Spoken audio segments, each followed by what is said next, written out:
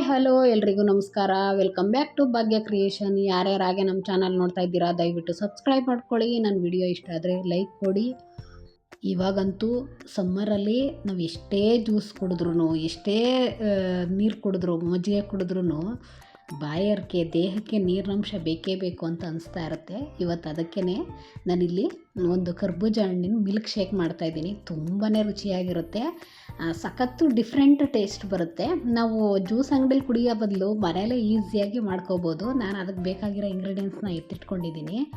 ಇವಾಗ ನೋಡಿ, ಹಣ್ಣು ಸ್ವಲ್ಪ ಹಣ್ಣಾಗಿರಬೇಕು. ತುಂಬ ಕಾಯಿ ತೊಗೊಂಬಿಟ್ರೆ ಈ ರೀತಿ ಆಗೋಗ್ಬಿಡುತ್ತೆ. ಈಗ ಮೇಲ್ಗಡೆದೆಲ್ಲ ತೆಗಿಬೇಕಾಗುತ್ತೆ ಜಾಸ್ತಿ.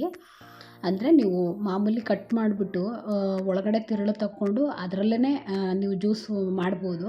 ಬಟ್ ನಾನು ಆ ರೀತಿ ಏನು ಬೇಡ, ಗ್ಲಾಸ್ಗೆ ಹಾಕಿ ಮಾಡೋಣ ಅಂತ ಈ ರೀತಿ ಎಲ್ಲ ಮೇಲ್ಗಡೆ ಸಿಪ್ಪೆ ಎಲ್ಲ ಫುಲ್ಲು ನೀಟಾಗಿ ತೆಗೆದ್ಬಿಟ್ಟು ಇವಾಗ ಸೆಂಟ್ರಲ್ಲಿ ಕಟ್ ಮಾಡ್ಕೊತಾ ಇದ್ದೀನಿ. ಅಂದರೆ ನಾನು ಇಲ್ಲಿ ಎರಡೇ ಮಿಲ್ಕ್ ಶೇಕ್ ಮಾಡ್ತಾಯಿದ್ದೀನಿ. ಒಂದು ಹಣ್ಣಲ್ಲಿ 2 ಮಿಲ್ಕ್ ಶೇಕ್ ಮಾಡಿದ್ರೇ ತುಂಬ ಟೇಸ್ಟಿಯಾಗಿರುತ್ತೆ. ಹಾಗಾಗಿ ಇವಾಗ ನೋಡಿ, ಮೇಲ್ಗಡೆ ಎಲ್ಲ ಸಿಪ್ಪೆ ತೆಗೆದ್ಬಿಟ್ಟು ಇವಾಗ ಹಣ್ಣನ್ನು ಕ್ಲೀನಾಗಿ ವಾಶ್ ಮಾಡಿಬಿಟ್ಟು ಸೆಂಟ್ರಲ್ಲಿ ಕಟ್ ಮಾಡಿ ಈ ತಿರುಳು ಇದೆಯಲ್ಲ, ಅಂದರೆ ಸೀಡ್ಸು, ಅದನ್ನೆಲ್ಲ ತೆಗೆದು ಕ್ಲೀನ್ ಮಾಡ್ಕೋಬೇಕು. ಏಕೆ ಅಂದರೆ ಸೀಡ್ಸನ್ನು ಹಾಕಬಾರ್ದು. ಹಾಗಾಗಿ ನೋಡಿ, ನೀಟಾಗಿ ಒಂದು ಸೀಡ್ಸ್ ಇರಬಾರ್ದು, ಆ ರೀತಿ ನೀಟಾಗಿ ಎರಡರಲ್ಲೂ ನಾನು ತೆಗೆದು ಎತ್ತಿಟ್ಕೋತಾ ಇದ್ದೀನಿ. ಅಂದರೆ ಅದು ಸೀಡ್ಸ್ ಬೇಕು ಅಂದರೆ ನೀವು ಎತ್ತಿಕೊಂಡು ನೀವು ಎಲ್ಲಾದರೂ ಪಾಟಲ್ಲೋ ಅಥವಾ ಭೂಮಿಗೋ ಎಲ್ಲಾದರೂ ಹಾಕ್ಕೊಂಡು ನೀವು ಬೆಳ್ಕೋಬೋದು. ಏಕೆಂದರೆ ನಾವು ಅಂಗಡಿಲಿ ತರೋದಕ್ಕಿಂತ ಈ ರೀತಿ ಹಣ್ಣಲ್ಲಿ ಬಂದಿರೋ ಸೀಡ್ಸ್ಗಳ್ನ ಹಾಕಿದ್ರೇ ಗಿಡಗಳು ತುಂಬ ಚೆನ್ನಾಗಿ ಬರುತ್ತೆ. ಹಣ್ಣು ಗಿಡ ಆಗಲಿ, ಒಂದು ಯಾವುದೇ ಗಿಡ ಆಗಲಿ ನಾವು ನ್ಯಾಚುರಲಾಗಿ ಮನೇಲಿ ಬೆಳ್ಕೊಳ್ಳಬಹುದು. ಇವಾಗ ನೋಡಿ, ಸಮ್ಮರ್ ಟೈಮಲ್ಲಂತೂ ತುಂಬಾ ಬಾಡಿ ಯಾವಾಗಲೂ ಹೀಟಲ್ಲಿರುತ್ತೆ. ಕೆಲವ್ರಿಗಂತೂ ತುಂಬಾ ನೀರು ಕುಡಿಬೇಕು, ಜ್ಯೂಸ್ ಕುಡಿಬೇಕು ಅಂತ ಅನ್ನಿಸ್ತಾನೆ ಇರುತ್ತೆ. ಮಕ್ಕಳಿಗೂ ಅಷ್ಟೇ, ಈ ರೀತಿ ಹಣ್ಣಿನ ಮಾಡಿಕೊಟ್ರೆ ಮಕ್ಕಳು ಚೆನ್ನಾಗಿ ಕುಡಿತಾರೆ. ಹಾಗಾಗಿ ನೋಡಿ, ಇವಾಗ ಅದರಲ್ಲಿರೋ ತಿರುಳನ್ನೆಲ್ಲ ತೆಗೆದುಬಿಟ್ಟು ಇವಾಗ ಹಣ್ಣನ್ನು ಈ ರೀತಿ ಸಣ್ಣದಾಗಿ ಕಟ್ ಮಾಡ್ಕೊತಾ ಇದ್ದೀನಿ. ಅಂದರೆ ತುಂಬ ಹಣ್ಣಾಗಿದ್ದರೆ ಏನು ಅಷ್ಟೊಂದು ಸಣ್ಣ ಕಟ್ ಮಾಡ್ಕೊಳ್ಳೋ ಅವಶ್ಯಕತೆ ಇಲ್ಲ. ಒಂದು ಮೀಡಿಯಮಲ್ಲಿ, ಅಂದರೆ ಹಣ್ಣಾಗಿದ್ರೇ ಚೆಂದ ಹಣ್ಣು ನಾವು ಮಿಲ್ಕ್ ಶೇಕ್ ಮಾಡೋದಕ್ಕೆ. ನಾನಿಲ್ಲಿ ಇವತ್ತು ಡ್ರೈ ಫ್ರೂಟ್ಸ್ನು ನೆನಾಕ್ಬಿಟ್ಟು ಎತ್ತಿಟ್ಟಿದ್ದೆ.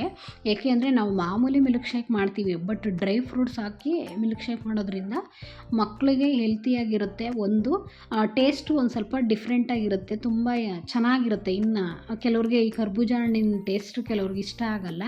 ಈ ರೀತಿ ಡ್ರೈ ಫ್ರೂಟ್ಸ್ ಹಾಕಿ ಮಾಡೋದ್ರಿಂದ ಆ ಡ್ರೈ ಫ್ರೂಟ್ಸ್ ಇದು ಫ್ಲೇವರ್ ಬರುತ್ತೆ, ಅದು ಹಣ್ಣಿಂದ ಅಷ್ಟು ಫ್ಲೇವರ್ ಹೊಡೆಯಲ್ಲ. ಆವಾಗ ಮಕ್ಕಳಿಗೆ ತಿನ್ನೋದಕ್ಕೆ, ಕುಡಿಯೋದಕ್ಕೆ ತುಂಬ ಈಸಿ ಆಗುತ್ತೆ.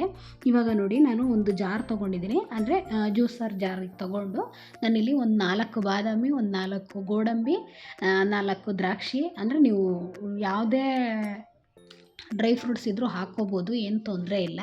ಅದನ್ನು ಸ್ವಲ್ಪ ಹಾಲು ಹಾಕಿ ಚೆನ್ನಾಗಿ ಗ್ರೈಂಡ್ ಮಾಡ್ಕೋಬೇಕು. ಏಕೆಂದರೆ ದಪ್ಪ ದಪ್ಪ ಇರುತ್ತಲ್ವ, ಅದನ್ನು ನಾವು ಹಣ್ಣಿನ ಜೊತೆ ಹಾಕಿದ್ರೆ ಅಷ್ಟು ನೀಟಾಗಿ ಪುಡಿ ಆಗಲ್ಲ. ಹಾಗಾಗಿ ಸಪ್ರೇಟಾಗಿ ಸ್ವಲ್ಪ ಅದನ್ನು ಮಿಕ್ಸಿ ಮಾಡಿಕೊಂಡು ಮತ್ತೆ ಇವಾಗ ಅದನ್ನು ಜಾರನ್ನು ಓಪನ್ ಮಾಡಿ ಇವಾಗ ಅದಕ್ಕೆ ಹಣ್ಣನ್ನು ಹಾಕ್ಕೊಂಡು ನಾನಿಲ್ಲಿ, ಅಂದರೆ ನಿಮಗೆ ಸ್ವೀಟ್ ಎಷ್ಟು ಬೇಕು, ಮೀಡಿಯಮ್, ಅಂದರೆ ತುಂಬ ಮಿಲ್ಕ್ ಶೇಕಿಗೆ ಹಾಲಲ್ಲೂ ಇರುತ್ತೆ, ಅಷ್ಟೊಂದು ಸ್ವೀಟೂ ಹಾಕ್ಕೋಬಾರ್ದು, ಒಂದು ಮೀಡಿಯಮಲ್ಲಿ ಹಾಕ್ಕೋಬೇಕು. ನೋಡಿ, ಇಲ್ಲಿ 1 ಗ್ಲಾಸ್ ಹಾಲಿಗೆ ನಾನು 2 ಗ್ಲಾಸ್ ಮಿಲ್ಕ್ ಶೇಕ್ ಆಗಿದೆ. ಅಷ್ಟು ಚೆನ್ನಾಗಿರುತ್ತೆ ಟೇಸ್ಟು ಅಷ್ಟೇ. ಇವಾಗ ಹಾಲು ಹಾಕಿ ಇದನ್ನು ಒಂದು ಸಲ ಮಿಕ್ಸಿಲಿ ಆಡಿಸ್ಕೊಬಿಟ್ರೆ ನೋಡಿರಿ, ಈ ರೀತಿ ರೆಡಿ ಆಯಿತು. ಇವಾಗ ಇದನ್ನು ಒಂದು ಗ್ಲಾಸ್ಗೆ ಹಾಕ್ಕೊಳ್ಳೋಣ.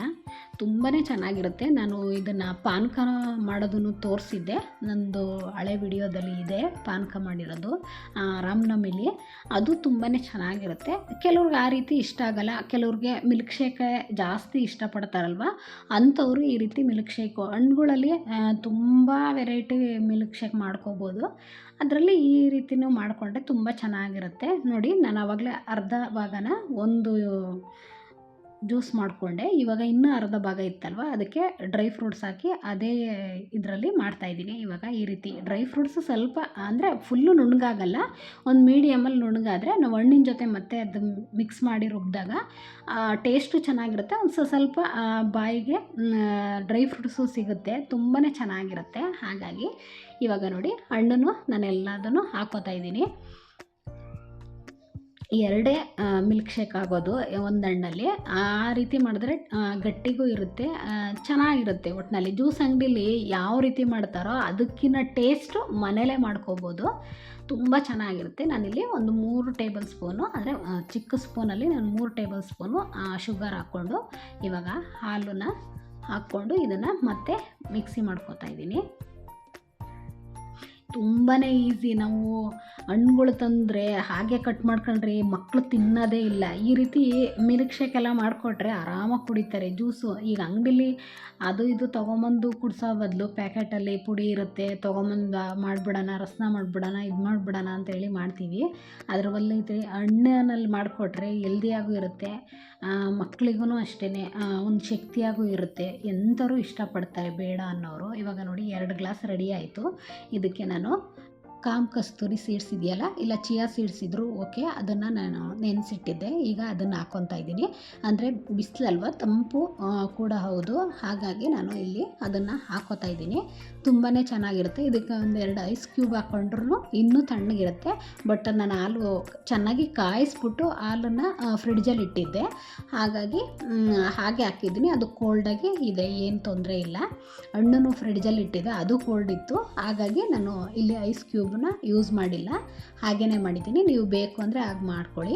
ಬಟ್ ಇದಕ್ಕೆ ಹಾಲನ್ನು ಕರ್ಬೂಜ ಹಣ್ಣಿನ ರೆಡಿ ಆಯಿತು, ತಣ್ಣಗೆ ಮಾಡಿ ಈ ರೀತಿ ಮಾಡಿ ನಮ್ಮ ಚಾನಲ್ನ ಸಪೋರ್ಟ್ ಮಾಡಿ, ಹೆಲ್ದಿ ಆದಂಥ ಸಬ್ಸ್ಕ್ರೈಬ್ ಮಾಡ್ಕೊಳ್ಳಿ, ಶೇರ್ ಮಾಡಿ, ಕಮೆಂಟ್ ಮಾಡಿ. Thank you for watching.